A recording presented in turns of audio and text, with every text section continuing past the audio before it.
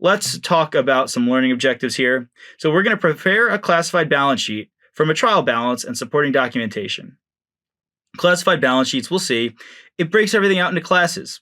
That's all it is. It specifies we have cash and cash equivalents, investments, fixed assets, whatever it may be.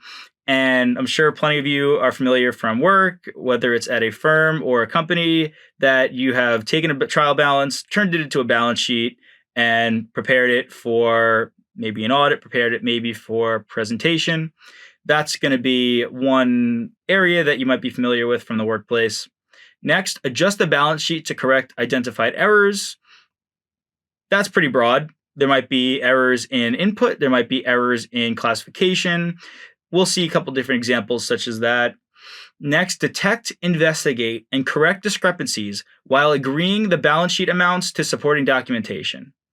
Pretty straightforward. We are going to make sure the balance sheet ties to supporting documentation, such as the accounts receivable aging schedule, the bank rec, the bank statements, the amortization schedule for bond interest, whatever it may be.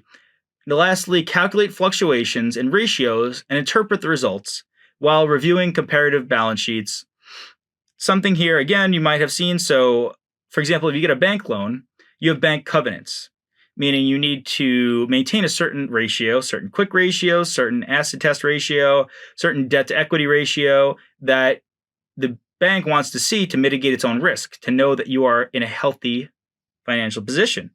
You're going to want to learn, memorize, and practice these formulas to prepare for, very likely, there might be a SIM that has a bank covenant that you have to determine, did you break any of the ratios in the bank covenant?